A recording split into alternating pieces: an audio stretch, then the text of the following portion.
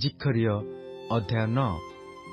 ହଦ୍ରକ୍ ଦେଶ ଉପରେ ସଦାପ୍ରଭୁଙ୍କର ଭାରୋକ୍ତି ଓ ଦମେଶକ ତହିଁର ବିଶ୍ରାମ ସ୍ଥାନ ହେବ। କାରଣ ମନୁଷ୍ୟର ଓ ସମୁଦାୟ ଇସ୍ରାଏଲ ବଂଶର ଚକ୍ଷୁ ସଦାପ୍ରଭୁଙ୍କ ଆଡ଼େ ଅଛି। ପୁଣି ତହିଁର ପାର୍ଶ୍ୱସ୍ଥିତ ହମାତ ଓ ଅତି ଜ୍ଞାନୀ ହେବାରୁ ସୋର ଓ ସିଦୋନ ତହିଁର ବିଶ୍ରାମ ସ୍ଥାନ ହେବ।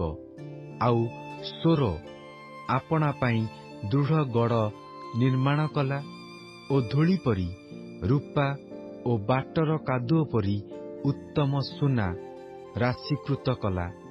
ଦେଖ, ପ୍ରଭୁ ତାହାକୁ ଅନଧିକାରିଣୀ କରିବେ ଓ ସେ ସମୁଦ୍ରରେ ତାହାର ପରାକ୍ରମକୁ ଆଘାତ କରିବେ, ଆଉ ଅଗ୍ନି ଦ୍ୱାରା ସେ ଗ୍ରାସିତ ହେବ।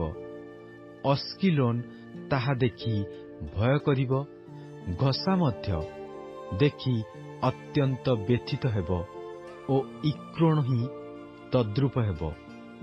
କାରଣ ତାହାର ଆଶା ଲଜ୍ଜାଜନକ ହେବ, ଆଉ ଘଷାରୁ ରାଜା ବିନଷ୍ଟ ହେବ ଓ ଅସ୍କିଲୋନ୍ ବସତି ବିଶିଷ୍ଟ ନହିବ। ପୁଣି ଅଶ୍ଦୋଦରେ ଜାରଜ ବାସ କରିବ ଓ ଆମ୍ଭେ ପଲେଷ୍ଟିୟମାନଙ୍କର ଦର୍ପ ଚୂର୍ଣ୍ଣ କରିବା। ଆଉ ଆମ୍ଭେ ତାହାର ମୁଖରୁ ତାହାର ପେୟ ରକ୍ତ ଓ ତାହାର ଦନ୍ତ ମଧ୍ୟରୁ ତାହାର ଘୃଣାଯୋଗ୍ୟ ଭକ୍ଷ୍ୟ ଅପହରଣ କରିବା। ତହିଁରେ ସେ ମଧ୍ୟ ଆମ୍ଭମାନଙ୍କ ପରମେଶ୍ୱରଙ୍କ ନିମନ୍ତେ ଅବଶିଷ୍ଟାଂଶ ଲୋକ ହେବ ଓ ସେ ଯିହୁଦା ମଧ୍ୟରେ ଅଧ୍ୟକ୍ଷ ତୁଲ୍ୟ ହେବ।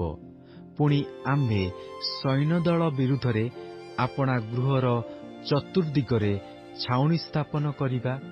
ତହିଁରେ କେହି ଗମନାଗମନ କରିବେ ନାହିଁ ଓ କୌଣସି ଉପଦ୍ରବକାରୀ ସେମାନଙ୍କ ନିକଟ ଦେଇ ଆଉ ଯିବ ନାହିଁ। କାରଣ ଆମ୍ଭେ ଏବେ ସ୍ୱଚକ୍ଷୁରେ ଦେଖିଅଛୁ। ଗୋ ସିଓନ କନ୍ୟା, ଅତିଶୟ ଉଲ୍ଲାସ କର, ଗୋ ଜେରୁସାଲେମ କନ୍ୟା, ଜୟଧ୍ୱନି କର। ଦେଖ, ତୁମ୍ଭର ରାଜା ତୁମ୍ଭ ନିକଟକୁ ଆସୁଅଛନ୍ତି। ସେ ଧର୍ମମୟ ଓ ପରିତ୍ରାଣ ବିଶିଷ୍ଟ। ସେ ନମ୍ରଶୀଳ ଓ ଗର୍ଦ୍ଦଭ ଉପରେ ଅର୍ଥାତ୍ ଗର୍ଦ୍ଦଭୀର ଶାବକ ଉପରେ ଆରୋହଣ କରି ଆସୁଅଛନ୍ତି। ପୁଣି ଆମ୍ଭେ ଇଫ୍ରାଇମ୍‌ରୁ ରଥ ଓ ଜେରୁସାଲେମରୁ ଅଶ୍ୱ ଉଚ୍ଛିନ୍ନ କରିବା ଓ ଯୁଦ୍ଧ ଧନୁ ଉଚ୍ଛିନ୍ନ ହେବ। ଆଉ ସେ ଗୋଷ୍ଠୀଗଣକୁ ଶାନ୍ତିର କଥା କହିବେ ଓ ତାହାଙ୍କର ରାଜ୍ୟ ଏକ ସମୁଦ୍ରଠାରୁ ଅନ୍ୟ ସମୁଦ୍ର ପର୍ଯ୍ୟନ୍ତ ଓ ନଦୀଠାରୁ ପୃଥିବୀର ପ୍ରାନ୍ତ ପର୍ଯ୍ୟନ୍ତ ହେବ। ତୁମ୍ଭ ନିୟମର ରକ୍ତ ସକାଶୁ ଆମ୍ଭେ ତୁମ୍ଭର ବନ୍ଦୀମାନଙ୍କୁ ନିର୍ଜଳ କୂପ ମଧ୍ୟରୁ ବାହାର କରି ପ୍ରେରଣ କରିଅଛୁ। ହେ ଭରସାଯୁକ୍ତ ବନ୍ଦୀମାନେ, ତୁମେମାନେ ଦୃଢ଼ ଗଡ଼ ଆଡ଼େ ଫେରିଆସ।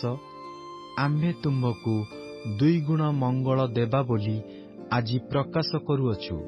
କାରଣ ଆମ୍ଭେ ଆପଣା ନିମନ୍ତେ ଧନୁ ସ୍ୱରୂପ ଯିହୁଦାରେ ଗୁଣ ଦେଇଅଛୁ ଓ ତୀର ସ୍ୱରୂପ ଇଫ୍ରାଇମ୍‌ରେ ତାହା ସଂଯୁକ୍ତ କରିଅଛୁ।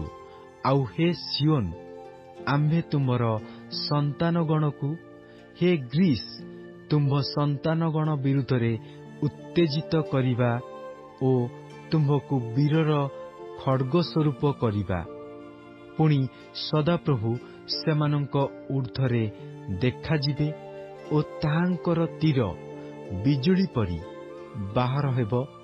ଆଉ ପ୍ରଭୁ ସଦାପ୍ରଭୁ ତୁରୀ ବଜାଇବେ ଓ ଦକ୍ଷିଣ ଦିଗର ଘୂର୍ଣ୍ଣିବାୟୁରେ ଗମନ କରିବେ। ସୈନ୍ୟାଧିପତି ସଦାପ୍ରଭୁ ସେମାନଙ୍କୁ ରକ୍ଷା କରିବେ। ତହିଁରେ ସେମାନେ ଗ୍ରାସ କରିବେ ଓ ଛାଟିଣୀ ପଥର ସବୁ ପଦତଳେ ଦଳିତ କରିବେ। ଆଉ ସେମାନେ ପାନ କରିବେ ଓ ଦ୍ରାକ୍ଷାରସରେ ମତ ଲୋକର ନ୍ୟାୟ ଶବ୍ଦ କରିବେ। ଆଉ ସେମାନେ ପାତ୍ର ପରି ଯଜ୍ଞବେଦୀର କୋଣ ପରି ପରିପୂର୍ଣ୍ଣ ହେବେ। ପୁଣି ସେଦିନ ସଦାପ୍ରଭୁ ସେମାନଙ୍କ ପରମେଶ୍ୱର ଆପଣା ଲୋକମାନଙ୍କୁ ପଲ ସ୍ୱରୂପ ଉଦ୍ଧାର କରିବେ, କାରଣ ସେମାନେ ମୁକୁଟର ପ୍ରସ୍ତର ସ୍ୱରୂପ ତାହାଙ୍କ ଦେଶର ଊର୍ଦ୍ଧ୍ୱରେ ଉତ୍ଥାପିତ ହେବେ।